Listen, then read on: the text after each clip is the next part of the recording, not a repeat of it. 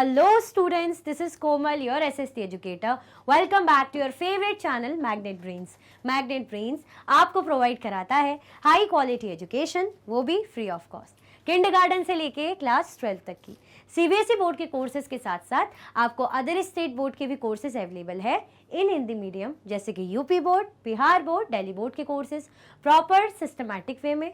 कोई दिक्कत परेशानी आपको नहीं होगी। डेली प्रैक्टिस सेट्स के क्वेश्चंस भी मिलेंगे, प्रैक्टिस भी करते जाइएगा। ई बुक्स और ई नोट्स की लिंक आपको डिस्क्रिप्शन बॉक्स में अवेलेबल है, तो भटकने की बात नहीं बनती। आज का हमारा टॉपिक रहेगा उपनिषद्स। उपनिषद्स के बारे में हम पढ़ेंगे। इससे पहले हमने किन की स्टोरी पढ़ी थी भाई? बुद्ध भगवान की स्टोरी पढ़ी थी, बहुत ही अच्छी। और कैसी थी? मोटिवेटिंग थी ना। कुछ अच्छी अच्छी बातें सिखाने के लिए थी कि नहीं थी? अच्छी अच्छी बातें आप सीखे कि नहीं सीखे? एक बार रिकॉल करेंगे, क्योंकि भाई इंपॉर्टेंट है ना। ऐसा नहीं कि नया टॉपिक पढ़ रहे हो, पीछे का बिल्कुल भूल गए, जीरो। इससे पहले क्या करो? पहले तो आप क्या कर दो, लाइक का बटन दबा दो। चलो, ये लाइक भी ब्लैक हो रहा है, नहीं इसको येलो करेंगे भाई। लाइक और शेयर कर दो। क्या कर दो? लाइक और शेयर का बटन क्या कर दीजिए, कृपया करके दबा दीजिए। ठीक है, ओके। अच्छा, अब ये आप लाइक शेयर कर दीजिए, उसके बाद फिर मैं रिकॉल कराती हूँ। एक क्विक रिवीजन करते हैं लास्ट क्लास का। ठीक है, चलो इसको रब कर देते हैं। किसके बारे में पढ़ा था लास्ट क्लास में? हमने बुद्ध भगवान के बारे में पढ़ा था। किन के बारे में पढ़ा था भाई? बुद्ध भगवान के बारे में पढ़ा था कि नहीं पढ़ा था? बुद्ध भगवान, उनका रियल नेम क्या था? बुद्ध भगवान का जो था रियल नेम क्या था? उनका रियल नेम क्या था? सिद्धार्थ। क्या था उनका रियल नेम? यहाँ इसलिए लिख रही हूँ क्योंकि टॉपिक हमने पढ़ा था, स्टोरी ऑफ बुद्ध, ये टॉपिक पढ़ा था हमने। उनका रियल नेम सिद्धार्थ था, जिनको गौतम भी कहा जाता था। 25 ईयर्स अगो लगभग उनका जन्म हुआ था। हमने देखा था उनकी जब उनका जन्म हुआ था, उस वक्त चीज़ें बहुत चेंज हो रही थी। जो लाइफ से उनमें बदलाव आ रहे थे, चाहे वो सिटीज़ की लाइफ हो, सिटीज़ डेवलप हो रही थी, विलेजेस में चेंजेस आ रहे थे। कैसे आ रहे थे? क्योंकि वो टाइम था जनपद, महाजनपद भाई इमर्ज हो रहे थे, बन रहे थे। अच्छे अच्छे बड़े बड़े जनपद बन रहे थे, मतलब महाजनपद क्रिएट हो रहे थे, तो चीज़ें चेंज हो रही थी। अब जब चीज़ें चेंज हो रही थी तो लोगों के भाई जो थिंकर्स हैं, थिंकर्स कौन होते हैं? जो सोच विचार करने का काम करते हैं, नॉलेज लेने देने का काम करते हैं, है ना। जो हाई लेवल की थिंकिंग करते हैं, इंटेलेक्चुअल, मतलब जो अभी हम आम लोग, जो नॉर्मल पीपल, हम जो सोच भी नहीं सकते। हम अगर छोटी सी कोई बड़ी सी परेशानी आ जाए, तो अगर उनको दे दिए, अगर उनको हैंड ओवर कर दो कि भाई ये परेशानी है, तो वो उसको इतना ईजिली सॉल्व कर देंगे ना कि हमें लगेगा अरे ये तो कोई प्रॉब्लम थी नहीं। क्यों? क्योंकि उन्होंने नॉलेज हासिल करी है। ठीक है, अब ऐसे थिंकर्स आए, उनमें से जिनकी हम बात करें, जैसे बुद्ध भगवान थे, है ना। बुद्ध भगवान थे, वो कहाँ के थे? शाक्यगण के थे। कौन से गण के थे? शाक्यगण के थे। वो क्षत्रिय थे। अपनी कंफर्ट लाइफ को छोड़ के वो ज्ञान की तलाश में निकल गए थे। क्या चाहते थे वो? ज्ञान लेना। ज्ञान से उन्होंने भाई इतना, जब इधर उधर घूमे, लोगों के साथ मतलब मिले, थिंकर्स के साथ, अदर थिंकर्स के साथ उन्होंने डिस्कशन किया। ठीक है, तो कहाँ थे भाई? उन्होंने मेडिटेट करा। उन्होंने सोचा कि भाई वो पीपल ट्री के नीचे बैठे, उन्होंने सोचा खुद से ही मैं मेडिटेट करूँ, चीज़ों को समझूँ। फाइनली उन्हें क्या हुआ? ज्ञान हासिल हुआ। ज्ञान हासिल हुआ, हमने देखा था भाई बोध गया बिहार में, देखा था ना हमने। ज्ञान हासिल हुआ उन्होंने, तो उन्होंने फिर अपनी पहली टीचिंग कहाँ दी? सारनाथ में। कहाँ दी अपनी पहली टीचिंग? सारनाथ में, जहाँ स्तूपा की फोटो दी थी। तो पहली टीचिंग अपना नॉलेज भाई दूसरों को कन्वे किया, जो उनके शिष्य हैं, जो उनसे नॉलेज लेते थे, या लोगों को नॉलेज बेसिकली दिया होगा वहाँ पे सारनाथ। अब क्या हुआ? टीचिंग में वो क्या बताते थे? उनका जो मेन मोटिव यही था कि जो इंसान की जो डिज़ायर्स होती है, जो क्रेविंग होती है ना, जो लालच होता है, जो गुस्सा होता है, कभी कभी जो गलत एक्शंस होते हैं या सही एक्शंस होते हैं, उनका फल हमें इसी जन्म में या नेक्स्ट बर्थ में मिलता है। हमें डिज़ायर, क्रेविंग्स को कंट्रोल करना चाहिए, अदरवाइज ये रीज़न क्या बन जाएगा भाई? सफरिंग का और अनहैप्पीनेस का। क्यों? क्योंकि हमारी जो लाइफ है वो कैसी है? Full of unhappiness and suffering. क्यों है अनहैप्पीनेस एंड सफरिंग? क्यों है भाई? इसीलिए है क्योंकि हम क्रेविंग्स करते रहते हैं। हम चाहते हैं कि अगर कुछ मिल गया तो और अच्छा मिल जाए, अगर वो भी नहीं है तो उसके जैसा मिल जाए, अगर वो नहीं है तो उसको भी चाहिए। तो बेसिकली क्या है कि हमारी जो इच्छाएं जो कंट्रोल में नहीं होती, हम क्या चाहते हैं कि और ज़्यादा। तो इसीलिए हमारी लाइफ फुल ऑफ सफरिंग और क्रेविंग्स है। क्लियर हुआ? वो क्या कहते थे लोगों को कि भाई जो मैं आपको टीचिंग दे रहा हूँ वो आप खुद से भी समझिए। ऐसा नहीं कि जो भी मैंने कहा तो आप बस मान लीजिए, आप खुद भी अपना माइंड यूज़ कीजिए कि अगर मैं आपको कुछ अच्छी बात सिखा रही हूँ कि नहीं देखो गुस्सा नहीं करना चाहिए, है ना, दूसरों की हेल्प करनी चाहिए, तो आप खुद सोचोगे कि मैम ऐसा क्यों कह रही, गुस्सा नहीं करना, हेल्प नहीं करना। देखो, गुस्सा नहीं करेंगे तो हमारा माइंड शांत रहेगा, तो हम एक जगह भाई जो है फोकस कर पाएंगे, हम दूसरों की हेल्प करेंगे तो भाई दूसरे भी कभी हमारी हेल्प करेंगे। अगर आप खुद से ऐसा सोचोगे तो आपको चीज़ें अच्छे समझ में आएगी। अब मैंने कह दिया तो उससे क्या हो जाएगा, मेरे कहने से क्या होता है। मैंने आपको मैथ्स के सॉल्यूशन का एग्जाम्पल दिया था ना, क्या एग्जाम्पल दिया था आपको मैंने कि भाई जब टीचर आपको मैथ्स का सॉल्यूशन सॉल्व करवाती है तो आपको कहती है ना कि आप भी खुद करिए। क्यों कहती है? ताकि आप खुद से भी ट्राई करें, एक्शन में लाएं, अपना दिमाग यूज़ करें तो आपको चीज़ें अच्छे से समझ में आएगी। हमने देखा था कि कौन सी लैंग्वेज में जो बुद्ध भगवान है ऑर्डिनरी पीपल से कनेक्ट करते थे, टीचिंग्स देते थे। कौन सी लैंग्वेज थी? संस्कृत थी, प्राकृत थी, कौन सी लैंग्वेज थी बताओ? संस्कृत लैंग्वेज थी या प्राकृत लैंग्वेज थी? कौन सी लैंग्वेज थी भाई? प्राकृत लैंग्वेज थी। कौन सी लैंग्वेज थी भाई? प्राकृत लैंग्वेज थी। क्लियर हुआ? आया समझ में? तो इस लैंग्वेज में लोगों से कनेक्ट करते थे, इसलिए करते थे ताकि लोग ईजिली सबके सब उनको समझ सके। आया समझ में? देन हमने एक बहुत ही अच्छी सी स्टोरी देखी थी, किसकी? केशव गौतमी की स्टोरी देखी थी कि वो क्या चाह रही थी भाई? वो चाह रही थी कि मेरे बच्चा जो उनका बेटा है जिसकी डेथ होगी जिसको जिंदा कर दिया जाए। अब पॉसिबल नहीं, आप खुद ही सोचिए, जिसकी डेथ हो चुकी है एक बार तो क्या वो जिंदा हो सकता है? नहीं हो सकता। तो बुद्ध भगवान ने अपनी टीचिंग, अपना समझाने का तरीका कैसे अपनाया? उन्होंने कहा कोई बात नहीं, आप मुझे क्या करिए, मस्टर्ड सीड ला के दीजिए, मैं आपके बेटे को जिंदा कर दूंगा। शर्त यह है कि आपको ऐसे घर से ये मस्टर्ड सीड लानी है जहां पे किसी की डेथ ही ना हुई हो। तो ये तरीका क्या था? ये तरीका आपको सिखाने का था, वो केशव गौतमी को समझाने का था कि ऐसा है ही नहीं कि किसी के घर में किसी की डेथ ना हुई हो, तो तुम अपने बेटे का दुख क्यों कर रही हो? वो मतलब दुख है पर जिंदा नहीं हो सकता, ऐसा तुम क्यों चाह रही हो? ये तो प्रकृति के नियम के खिलाफ है, तो पॉसिबल ही नहीं है। जादू से मतलब जादू तो आजकल कोई चमत्कार कोई वैसे भी नहीं करता, तो क्या पॉसिबल है? तो उनको समझाने के लिए वो चाहे तो मुंह पे बोल सकते थे कि नहीं नहीं हो सकता, ऐसा होता है क्या? उन्होंने सोचा कि इनको ऐसे सिखाया जाए कि इनको खुद समझ में आए। तो जब वो घर घर गई तो उन्हें जब ये पता चला कि सभी के घर में किसी ना किसी की डेथ हुई है, तो वो वापस ही नहीं है, तो मेरा बेटा कैसे वापस आ जाएगा? तो उन्हें इस चीज़ से सीख मिली होगी, वो ये समझ गई होगी। तो बेसिकली बुद्ध भगवान अच्छी अच्छी बातें सिखाते थे, ठीक है। वो ये भी बताते थे कि भाई मैं तो जो सिखा रहा हूँ ठीक है, बट आप भी खुद से उस चीज़ को समझिए। नाउ अब बारी आती है उपनिषद की। अब हमारे जो करंट टॉपिक की बारी आती है, ठीक है। रिकॉल ज़रूरी था भाई। Around the time that the Buddha was preaching, and perhaps a little earlier, other thinkers also tried to find answers to difficult questions. अब ऐसा वक्त, around the time, कौन सा टाइम? जब बुद्धा क्या भगवान क्या करते थे? प्रीच करते थे। प्रीच का मतलब क्या होता है? प्रीचिंग का मतलब क्या होता है? प्रीचिंग हम बोलते हैं ना, अच्छी अच्छी बातें सिखाना, ज्ञान ध्यान की बातें, मतलब लोगों को सिखाना, बताना, है ना, प्रीचिंग करना। वो कह सकते एक टर्म, मेरे भाषण भी नहीं बोलेंगे, वो एक टर्म आ नहीं रहा है मेरे माइंड में। जैसे हम बोलते हैं ना कि कोई आपको शिक्षण दे रहा है, कोई आया है आपको अच्छी बातें सिखा रहा है, जैसे संत है, कोई संत महात्मा आपको बोलते हैं ना कि ऐसा करना चाहिए, ऐसा करना चाहिए, देखो ज़िंदगी में निराश नहीं होना चाहिए, पॉजिटिव रहना चाहिए, तो ऐसी ही बातें, तो उसको प्रीचिंग बोलते हैं। उसका हिंदी वर्ड याद नहीं आ रहा। अच्छी अच्छी बातें सिखाना, जो आपको कुछ सिखा रहा है, बता रहा है बेसिकली, ठीक है। And perhaps a little earlier, उससे भी पहले अदर थिंकर्स, जो और भी थिंकर्स थे, वो भी नए नए क्वेश्चंस के, मतलब डिफिकल्ट क्वेश्चंस के बेसिकली आंसर्स ढूंढ रहे थे। चैप्टर क्या है हमारा? चैप्टर मत भूलना, हमारा क्वेश्चंस एंड आइडियाज। तो जो दिमाग में क्वेश्चन आते हैं कि भाई ज़िंदगी है तो ज़िंदगी क्यों ज़रूरी है, ज़िंदगी में हम क्यों दुखी रहते हैं, ज़िंदगी में हम क्यों सफ़र करते हैं, खुश क्यों नहीं रहते, तो इसी टाइप के भाई बड़े बड़ी चीज़ों को लेके, इंटेलेक्चुअल क्वेश्चंस को लेके जो है बाकी थिंकर्स भी क्या करते थे? आंसर की तलाश में रहते थे। Some of them wanted to know about life after that.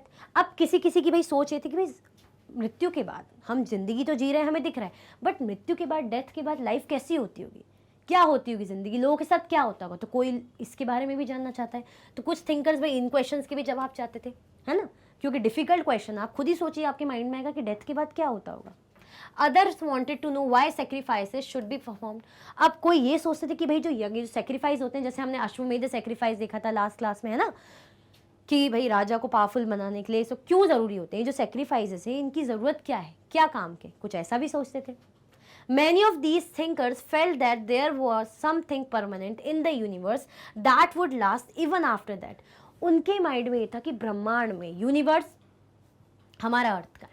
हमने जब हमारा चैप्टर पढ़ रहे थे, याद करो, है ना, हमारा कौन सा चैप्टर पढ़ रहे थे? सोलार सिस्टम पढ़ रहे थे हम, तो उसमें हमने यूनिवर्स के बारे में पढ़ा था, मिल्की वे जो गैलेक्सी जैसे हम बोलते हैं, यूनिवर्स के अंदर ये सब आता है। तो ऐसे यूनिवर्स के अंदर बहुत सारी हमने देखे थे। तो यूनिवर्स के अंदर हमारा अर्थ है ना, सोलार सिस्टम है बेसिकली, तो सोलार सिस्टम के अंदर हमारा अर्थ है, ये हमने देखा था। हम तो वर्ल्ड को बोलते इतना बड़ा, तो यूनिवर्स की बात कह रहे हैं कि उनको ऐसा लगता था, जो थिंकर्स थे वो ये सोचते थे, उनका मानना ये था कि देयर इज समथिंग परमानेंट, कुछ तो ऐसा है जो परमानेंट है इस यूनिवर्स में, जो इवन आफ्टर दैट, भाई मरने के बाद भी रहेगा, कुछ तो ऐसा परमानेंट है जो इवन आफ्टर दैट भी हमें मिलेगा, रहेगा, मतलब रहता है।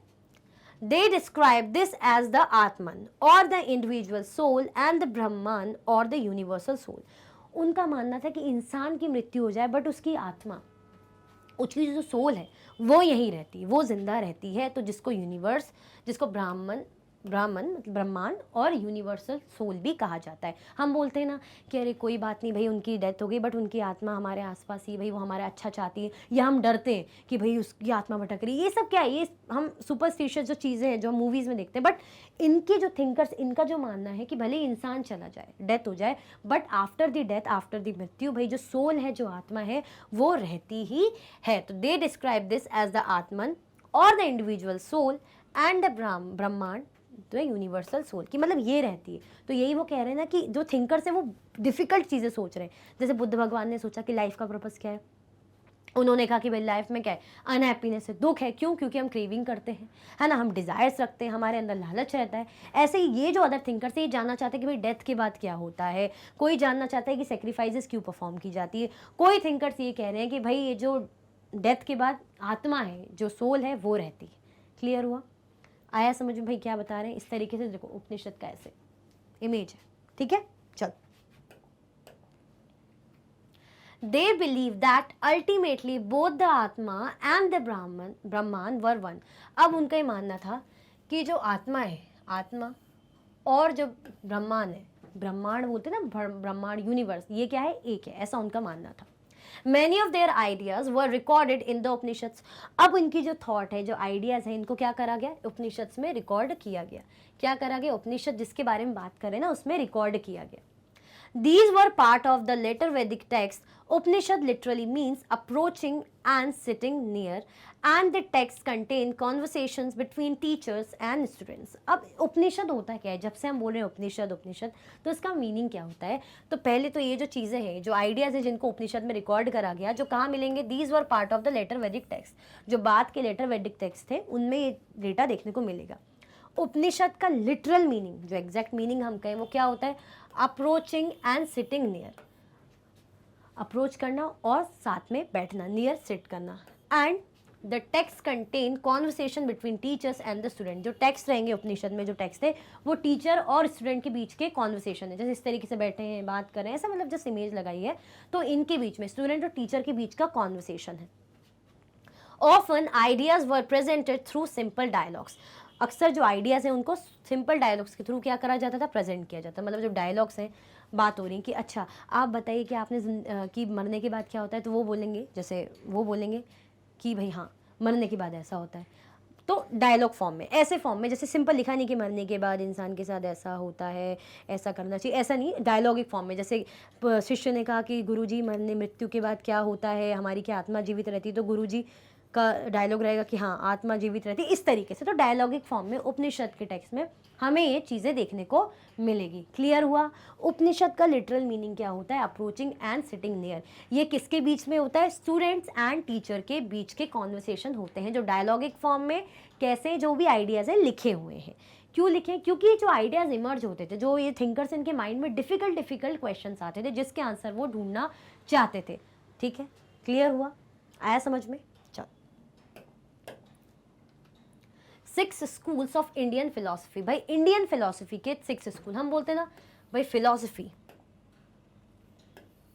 फिलोसफी वही जो थॉट प्रोसेस, जो हम नॉलेज लेना चाहते हैं, जो चीज़ों को समझना चाहते हैं, हम बोलते हैं ना कि यार इसके दिमाग की फिलोसफी समझ में ही नहीं आती, मतलब इसकी थॉट प्रोसेस, ये क्या सोच रहा है, क्या करना चाह रहा है, समझ में ही नहीं आता है। तो ऐसे ही फिलोसफी, तो 6 स्कूल हैं जो इंडियन फिलोसफी के, देखते हैं। Over centuries, India's intellectual exploration of truth has come to be represented by 6 systems of philosophy. These are known as Vaishika, Nyaya, Samkhya, Yoga, Purva Mimamsa and Vedanta or Uttara Mimamsa. These 6 systems of philosophy are said to have been founded by sages Konada, Gautama, Kapila, Patanjali, Gemini and Vyas, respectively. These philosophies still guide scholarly discourse in the country. German-born British Indologist Friedrich Max Miller has observed that the 6 systems of philosophy were developed over many generations with contributions made by individual thinkers. However, Today we find an underlying harmony in their understanding of truth, although they seem distinct from each other. ये क्या है? ये 6 school है Indian philosophy के। तो किस किस ने भाई ये बनाए, कैसे कैसे किसकी फिलॉसफी रही उसके बारे में है। और इनके बारे में जो फ्रेडरिक मैक्स मुलर है इंडोलॉजिस्ट, वो क्या कहते हैं इसके बारे में हमें जानना है। तो इसको एक बार रीड करते हैं और समझते हैं। देखें, चलो क्या कह रहे हैं, चलो इसको देखते हैं। ओवर सेंचुरीज, भाई वक्त के साथ, India's intellectual exploration of truth has come to be represented by 6 system of philosophy. मैंने बताया ना, फिलॉसफी मतलब इंटेलेक्ट, आपका भाई बुद्धि, दिमाग। आप, हम बोलते ना, अरे वाह इसका इंटेलेक्चुअल लेवल बहुत अच्छा है, बहुत अच्छे सोचता है, बहुत समझदारी की बात करता है, बुद्धिमानी की बात करता है, तो उसका इंटेलेक्चुअल लेवल बहुत अच्छा है। तो ऐसे जो इंडिया की 6 फिलॉसफी जो स्कूल रहे, इंटेलेक्चुअल उसके सिस्टम रहे बेसिकली फिलॉसफी के, उनके बारे में कौन से दीज आर नोन एज, कौन से ध्यान से देखो। पहला है वैशेषिक, फिर न्याय, संख्या, योग, पूर्व मीमांसा, वेदांता और उत्तर मीमांसा। तो ये क्या है, 6 है। 1 2 3 4 5 6। क्लियर हुआ, आया समझ में। अब these 6 systems of philosophy are said to have been found by sages। अब इनको कौन से सेजेस का मतलब क्या होता है? सेजेस का मतलब क्या होता है भाई? ऋषि बोलते ना, सेजेस को। तो किस किसने, जैसे कोनार्ड ने पहले ये है, फिर गौतमा ने, कपिल ने, पतंजलि ने, जेमिनी एंड व्यास रिस्पेक्टिवली। मतलब कोनार्ड ने को जो कणाद बोलते हैं वैशेषिक का करा होगा, फिर जो गौतम है उन्होंने न्याय का, फिर उसके बाद कपिल ने उन्होंने संख्या का, उसके बाद योग है तो पतंजलि ने योग का, उसके बाद पूर्व मीमांसा जैमिनी ने, और व्यास ने वेदांत और उत्तर मीमांसा। तो ये 6 है ना रिस्पेक्टिवली। तो ऐसा नहीं कि आप सोचो कि 6 को 6 ने, मतलब 1 जो सबके नेम दिए ना 1 by 1, तो रिस्पेक्टिवली मतलब पता है ना 1 2 3 नेम वाइज, उसके एक के बाद एक। These philosophy still guide scholarly discourse in the country। भाई जो फिलोसफी आज भी कह सकते हैं, हम बोलते हैं ना किसी पुराने ज़माने की, भाई बुक्स पढ़ो, ये देखो, वहाँ से कुछ सीखो, ज्ञान ध्यान लो, फिलॉसफी उनकी समझो, तो आज भी जैसे उसका एक नाम यूज़ होती है। German born British Indologist Friedrich Max Muller, ये जर्मन बॉर्न ब्रिटिश इंडोलॉजिस्ट हैं। फ्रेडरिक मैक्स मुलर क्या कह रहे हैं, उन्होंने क्या करा, has observed that 6 system of philosophy were developed over many generation with contributions made by individual thinkers। ये जो 6 philosophy जो हम देख रहे हैं ना, ये जो हमने नाम है उत्तर मीमांसा, वैशेषिक, सांख्य, न्याय, ये जो भी हम देख रहे हैं, तो ये ओवर द ईयर्स मतलब बहुत पहले से बन चुकी हैं, और इंडिविजुअली सबका जो है जिन्होंने बनाई है उनका कॉन्ट्रीब्यूशन रहा है। तो were developed over many generations, भाई टाइम लगा है उनको बनने में, मतलब काफ़ी पहले बन चुकी है। और किसके द्वारा बनी गई है, इंडिविजुअल थिंकर्स, जो थिंकर्स हैं इंडिविजुअल, उनके द्वारा बनाई गई। इंडिविजुअल थिंकर्स कौन से देखा ना हमने, अलग अलग है ना, एक तो नहीं है, जैसे जैमिनी है, पतंजलि है, व्यास है, कणाद है, और गौतम कपिल है, ठीक है। However, today we find an underlying harmony in their understanding of truth, although they seem distinct from each other। हम ये ज़रूर देखते हैं कि ये लोग एक दूसरे से थोड़ी, अब भाई अपने दिमाग की फ़िलॉसफी है, जैसे मैंने कोई फ़िलॉसफी बनाई अपने अकॉर्डिंग है, तो आपने बनाई तो अलग तो होगी, बट उनके ट्रुथ से, सत्य से उनका एक लेना देना है, कनेक्शन है बेसिकली। तो however today we find an underlying harmony in their understanding of truth। मतलब अगर सत्य को समझने के लिए हम इनको एक इम्पॉर्टेंस समझते हैं कि भाई हाँ, सत्य को समझने के लिए ये समझना ज़रूरी है और ये सही हमें समझाते हैं, बट ये अपने आप में क्या डिस्टिंक्ट है, अलग अलग है। क्या है, ऑल दो दे सीम डिस्टिंक्ट फ्रॉम ईच अदर, एक दूसरे से क्या है, ये डिस्टिंक्ट है, अलग अलग है। ऑब्वियसली होंगे, फ़र्क तो होगा ना, कि अगर इनकी फ़िलॉसफी है तो भाई व्यास की फ़िलॉसफी जैमिनी से अलग होगी, पतंजलि से अलग होगी, पतंजलि की भाई कणाद और गौतम से अलग होगी, एक जैसी तो नहीं हो सकती। बट हाँ, सत्य को समझने के लिए ये क्या है, एक हारमोनी, मतलब एक सही हमें बताते हैं। क्लियर हुआ, आया समझ में। तो फिलॉसफी हम क्यों जानते हैं, हम बोलते हैं ना कि लाइफ की फ़िलॉसफी क्या है, हमें जाननी है, तो हमें ट्रुथ जानना है, जो उसकी इंपॉर्टेंस है वो समझनी है। क्लियर हुआ, आया समझ में। तो फिलॉसफी के हमारे 6 स्कूल हैं। आगे बढ़े, ठीक है, चलो। Most Upanishads thinkers were men, especially Brahmins and Rajas।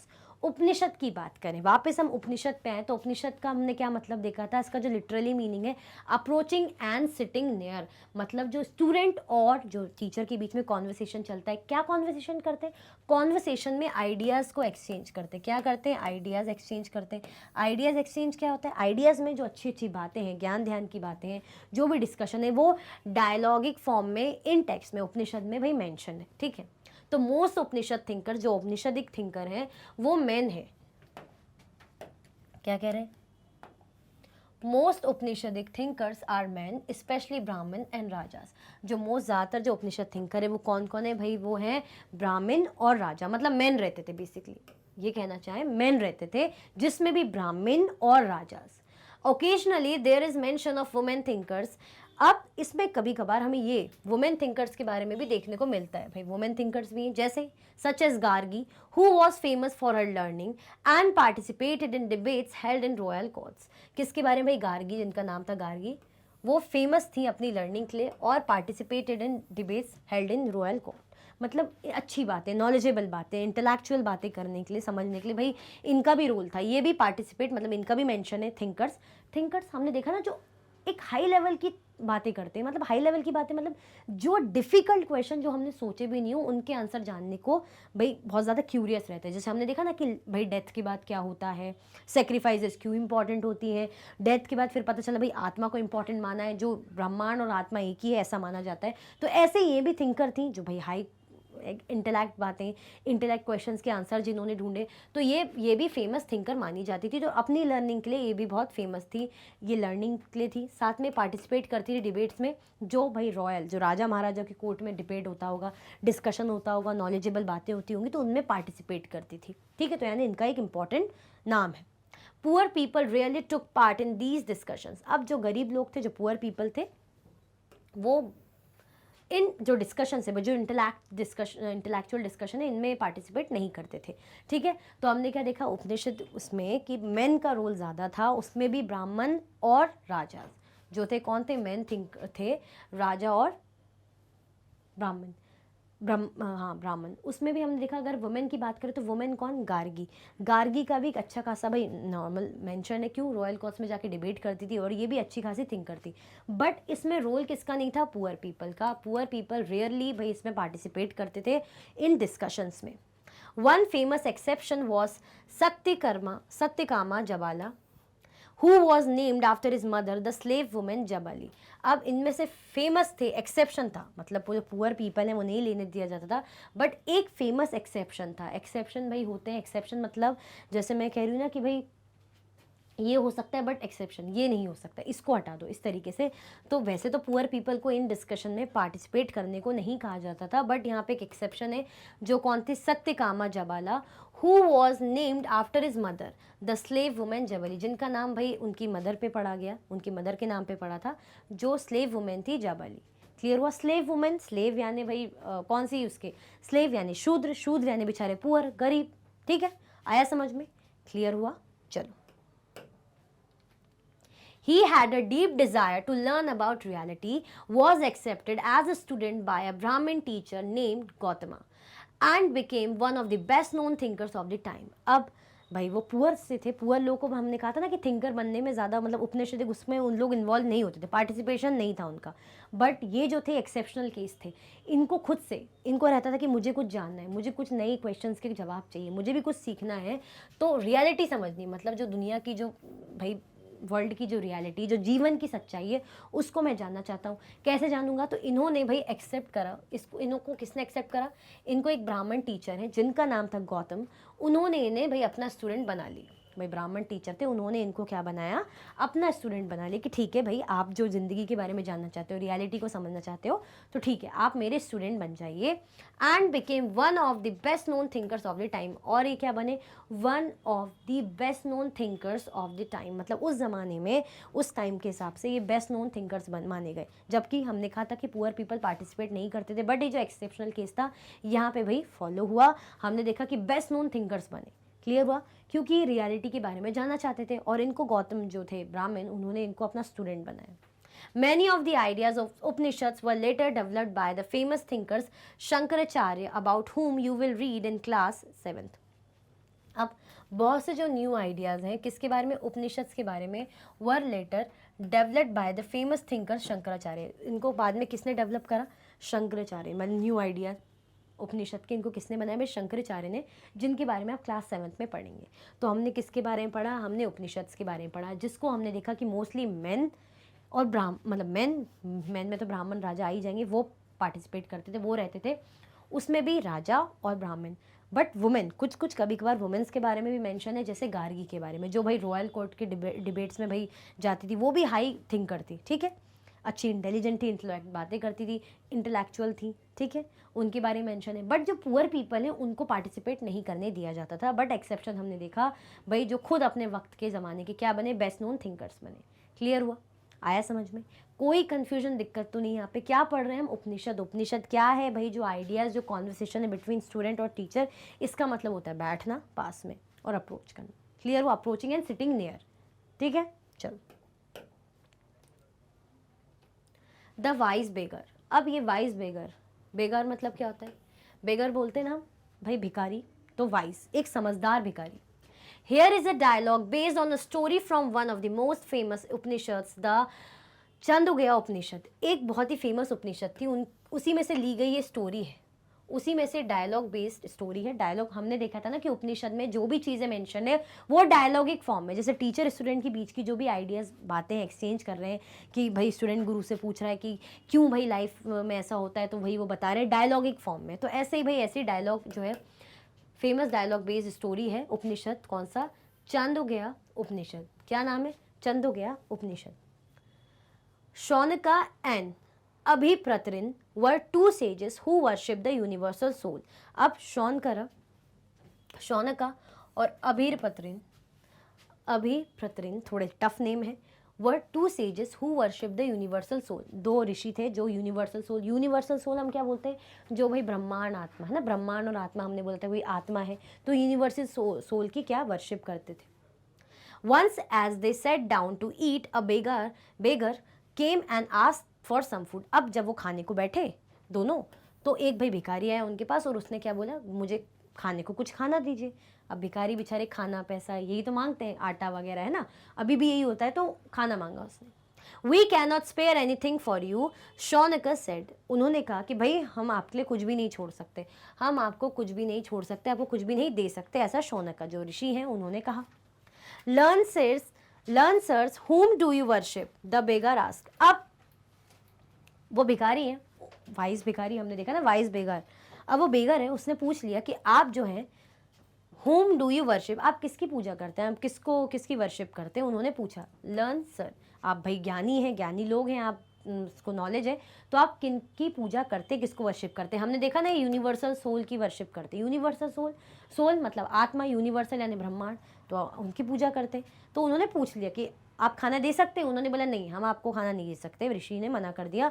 तो उन्होंने सवाल कर लिया कि अच्छा आप किसकी पूजा करते हैं। The universal soul Abhipratarin replied. अब जो एक और थे जो ऋषि अभिप्रतरिन, उन्होंने कहा कि हम यूनिवर्सल सोल की वर्शिप करते हैं, उसकी पूजा करते हैं। It means that you know that the universal soul fills the entire world. अच्छा, इसका मतलब ये है कि आपको ये पता होगा जो यूनिवर्सल सोल है वो सभी, सारे वर्ल्ड में ही है, सभी के अंदर है, बेसिकली ऐसा वो कह रहे हैं। Yes we know that the sages noted. उन्होंने ऐसे सर हिला के कहा, हाँ हमें पता है, नोट करना ऐसे ऐसे, जो हेड है उसको ऐसे नोट करना, ऐसे हिलाना। यस में उन्होंने से ऐसे करा, हाँ इस तरीके से, yes we know that if the universal soul fills the whole world it fills me too. अब जो यूनिवर्सल सोल है, ये जो आप कह रहे हैं कि भाई जो ब्रह्मांड, जो आत्मा है, ये सबके अंदर होती, तो ये मेरे अंदर भी होगी। ये universal soul fills the whole world, अगर ये सारे ब्रह्मांड में, सब में है, तो ये मेरे अंदर भी होगी, ऐसा उन्होंने बोल दिया। Who am I but a part of the world, the beggar asked. अब जो बेगर है उन्होंने पूछा कि भाई मैं हूँ कौन, मैं इस दुनिया का पार्ट हूँ क्या, मैं जो वर्ल्ड है, जो दुनिया है, इसका मैं पार्ट हूँ। You speak the truth O young Brahmin, you speak the truth, भाई आप सही कह रहे हैं। उन्होंने बोला ओ यंग ब्राह्मण, उन्होंने बोला ओ यंग ब्राह्मण, उनको ब्राह्मण बोल दिया। Then O sages by not giving me food you are actually denying food to the universal soul. अब उन्होंने बातों से ही बातों में उनको हरा दिया, उन्होंने बातों में कैसे घुमा दिया। मतलब वाइस, समझदार, भाई वाइस का मतलब क्या होता है, इंटेलिजेंट, समझदार। भिखारी था तो क्या हो गया, उसके पास भी माइंड होगा, दिमाग होगा, उसने बातों में घुमा दिया कि आप पूजा करते हैं यूनिवर्सल सोल की, आप वर्शिप करते हैं, उनको मानते हैं, तो भाई मैं भी इस दुनिया का पार्ट हूँ। अगर ये जो यूनिवर्सल सोल है पूरी दुनिया में है, तो उन्होंने कहा हाँ, तो मैं भी इस दुनिया का पार्ट हूँ, तो यानी मुझ में भी होगा। तो उनने कुछ नहीं बोला, उन्होंने कहा ओ यस यंग ब्राह्मण, तुमने बिल्कुल सही कहा। वो कुछ बोल ही नहीं पाया, उन्होंने कहा हाँ बात तो ये बिल्कुल सही कह रहा है। तो देन ओ सेजेस, तो भाई ओ ऋषि मुनियों, आप क्यों मुझे फूड नहीं दे रहे हो? क्योंकि अगर आप मुझे फूड नहीं दोगे, खाना नहीं दोगे, मैं आपसे मांग रहा हूँ, तो you are actually denying food to the universal soul. तो यानी आप जो यूनिवर्सल सोल है ना, जिनकी आप वर्शिप करते हो, पूजा करते हो, आप उनको खाना देने से मना कर रहे हो। आप ये समझ लो। आया समझ में? भाई हम बोलते ना कि एक वो होता है कि तुम में भगवान है, मुझ में भगवान है, तो मैं बोलूँगी नहीं मुझे नहीं देना आप में खाना, तो आप बोलोगे अच्छा आप भगवान में मानती हो, तो मैं बोलूँगी हाँ। आप बोलोगे कि मतलब भगवान हम सब में, चाहे आप हो, मैं बोलूँगी हाँ। तो आप बोलोगे कि फिर आप मुझे खाना क्यों नहीं दे रहे हो? यानी भगवान तो मुझ में भी है। अगर आप मुझे खाना नहीं दे रहे हो यानी आप भगवान को डिनाई कर रहे हो। तो मैं बोलूँगी हाँ बात तो तुम सही कह रहे हो। तो ऐसे ही भाई उन्होंने बातों बातों में उनको रियलाइज करा दिया। The sages realise the truth of what the beggar said and share their food with him. अब उन्हें भाई समझ में आ गई ये बात की, बात तो ये जो है बिल्कुल सही कही इन्होंने कि जिनकी हम पूजा करते हैं, जिनको वर्शिप करते हैं, हम समझते हैं, हम इनडायरेक्टली अगर ये पूरा कनेक्ट करके देखें तो हम उन्हीं को खाना देने से मना कर रहे हैं, तो ये तो नहीं हो सकता। तो फाइनली उन्हें चीज़ रियलाइज़ हुई, उन्हें चीज़ समझ में आई कि भाई जो भी बेगार कहना चाह रहा है, जो भिखारी वो कहना चाह रहा है बेगर, तो उन्होंने माना और उनके साथ फूड शेयर करा, जबकि करने को पहले तैयार नहीं थे, बट उन्होंने बातों में कैसे समझाया उनको चीज़ों को। तो समझदार था भाई, ऐसी समझ होनी चाहिए। ठीक है, बिना गुस्सा करे, बिना लड़े, बस समझदारी से बात करो और लोगों को समझा दो। तो ऐसे ही उन्होंने समझाया। तो ये क्या है, ये डायलॉग में है ना, आप देख रहे हो डायलॉग फॉर्म में, पूरा डायलॉग है, ऐसा स्टोरी जैसा तो नहीं है। तो ये किस में, ये उपनिषद में। तो उपनिषद कैसे रहते थे? डायलॉगिक फॉर्म में। जैसे टीचर स्टूडेंट की बातें या सेजेस या बेगर की बात हमने देखी, तो इस डायलॉगिक फॉर्म में रहता है कॉन्वर्सेशन। एक पूरा ऐसा नहीं कि पैरा लिखा हुआ है। अब आई होप आपको अच्छे से एग्जाम्पल देख के समझ में आ गया होगा कि कैसे लिखा जाता है। ठीक है, पनिनी द ग्रामेरियन। पनिनी भाई, ऋषि पनिनी एक फेमस है जिनको ग्रामेरियन कहा जाता है। ग्रामर का मतलब तो समझते ही हो भाई, व्याकरण, ग्रामर सबकी फेवरेट होती है ना। This was also the time when other scholars were at work. ये टाइम ऐसा था, इस टाइम पे जैसे हम देख रहे हैं ना, बहुत से थिंकर्स भाई इमर्ज हो रहे थे, जैसे गौतम बुद्ध वगैरह। तो और भी थिंकर्स थे, फिलॉसफी जो भाई इंटेलेक्ट बातें करते थे, जो दुनिया के बारे में, लाइफ के बारे में कुछ ना कुछ जानना चाहते थे। डिफिकल्ट क्वेश्चन कि मरने के बाद क्या होता है, आत्मा कहाँ जाती है, ब्रह्मांड एंड ऑल, ये सब जो जानना चाहते थे। तो ऐसे और भी स्कॉलर्स थे उस टाइम पे जो इस चीज़ में लगे हुए थे, जो काम करते थे। और भी होंगे ना, ऐसा तो है नहीं कि एक दो ही हैं। One of the most famous was Panini who prepared a grammar for Sanskrit. इनमें से एक फेमस कौन थे? ऋषि पनिनी, जिनको कहा जाता है Panini basically, who prepared a grammar for Sanskrit, Sanskrit language, जिन्होंने संस्कृत के लिए क्या प्रिपेयर करी थी? ग्रामर प्रिपेयर करी थी। जैसे हिंदी ग्रामर बोलते हैं, हम इंग्लिश ग्रामर बोलते हैं, इसी संस्कृत के लिए ग्रामर इन्हें पनिनी ने प्रिपेयर की थी। He arranged the vowels and the consonant in a specific order, special order, and then used these to create formulae like those found in algebra. Wow! algebra पढ़ते ना, मैथ्स में पढ़ते हो कि नहीं पढ़ते? भाई मैथ्स पढ़ते हो तो मैथ्स में algebra में जो फॉर्मूलेज मिलते हैं, तो वो बनाने के लिए इन्होंने क्या करा, जो कॉन्सोनेंट है और वॉवल है, क्या होते हैं कॉन्सोनेंट और वॉवल, ये बताओ जरा। देखो इसमें मैथ्स भी हो गई, इसमें इंग्लिश भी हो गई, कितनी अच्छी बात है ना। एक ही सब्जेक्ट में हिस्ट्री पढ़ते पढ़ते हम मैथ्स भी पढ़ रहे हैं और इंग्लिश भी पढ़ रहे हैं। अच्छा मुझे बताओ कॉन्सोनेंट और वॉवल क्या होते हैं। चलो अभी मैं तुम्हारी थोड़ी देर के लिए, 1-2 मिनट के लिए इंग्लिश की टीचर हूँ, पता होना चाहिए ना कॉन्सोनेंट क्या होते हैं। पहले बताओ वॉवल क्या होते हैं। वॉवल होते हैं भाई हमारे A-E-I-O-U, A-E-I-O-U ये हमारे वॉवल होते हैं। और जो अदर अल्फ़ाबेट्स हैं वो क्या होंगे? हमारे कॉन्सोनेंट हो जाएंगे, जैसे C-D-B और X-Y-Z और भी जो हैं, ये सब हमारे क्या हो जाएंगे? ये हमारे कॉन्सोनेंट हो जाएंगे। और ये A-E-I-O-U ये हमारे वॉवल है। तो इन्होंने क्या करा, इन्होंने भाई जो अरेंज करे वॉवल्स को और कॉन्सोनेंट को एक स्पेशल ऑर्डर में, ताकि इन्होंने क्या करा, क्रिएट करा फॉर्मूला, जो फॉर्मूला हमें अलजेब्रा में मिलता है। जब हम अलजेब्रा की इक्वेशन ये सब करते हैं अलजेब्रा में, तो मिलता है कि नहीं मिलता, तो वो हमें यहाँ मिलता है। He used these to write down the rules of the language in short formula, around 3000 of them. अब उन्होंने यूज़ करे इनको क्या लिखने में? जो लैंग्वेज के रूल्स लिखने में, शॉर्ट मतलब फॉर्मूले को, शॉर्ट फॉर्मूले के लिए अराउंड 3000 ऑफ देम। कितने? लगभग 3000 उनमें से ये हैं भाई। ठीक है, तो सब अपने अपना इंटेलेक्ट यूज़ कर रहे थे, सब अपने काम में लगे हुए थे भाई, बुद्धिमानी के काम में लगे हुए थे। ऐसी बुद्धिमानी आपको भी दिखानी है और कुछ अच्छा करना है। ठीक है, तो फिर आपका भी नाम आएगा कि आपने फॉर्मूला बनाया, ये बनाया, वो बनाया। अच्छी बात है ना? अच्छी बात है कि नहीं है? तो भाई इसी के साथ जो हमारा टॉपिक है उपनिषद का एंड होता है। हमने एक दो भाई उपनिषद को समझा, क्या होता है एक बार फिर से बता रही हूँ। ये इसका लिटरल मीनिंग होता है approaching and sitting near. Teacher और स्टूडेंट के बीच में जो कॉन्वर्सेशन होता है, जो बातें होती हैं, इनको रिटर्न फॉर्म में लिखा जाता है तो उसको उपनिषद बोलते हैं, जिसमें आइडियाज़ एक्सचेंज होते हैं, अच्छी अच्छी ज्ञान ध्यान की बातें होती हैं। हमने फिलॉसफी के स्कूल्स देखे, उनके बारे में समझा कि उनकी इंपॉर्टेंट क्या होती है। हाई इंटेलेक्ट बातें, दुनिया से परे, जो हम सोच भी नहीं सकते, ऐसे हाई लेवल के क्वेश्चन जो माइंड में आते हैं। ठीक है, तो भाई इसी के साथ ये टॉपिक और ये वीडियो एंड होती है। अगर आप और भी वीडियो के लेक्चर्स देखना चाहते हैं तो आप मैग्नेट ट्रेंड्स के यूट्यूब चैनल, एप्लीकेशन और वेबसाइट पे देख सकते हैं।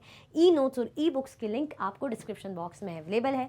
ये हाई क्वालिटी के कोर्सेज हैं, जैसे कि CBSE board, Delhi board, Bihar board, UP board, MP board, Rajasthan board, Vedic maths crash course, spoken English courses आपको अच्छी क्वालिटी में और 100% फ्री अवेलेबल है।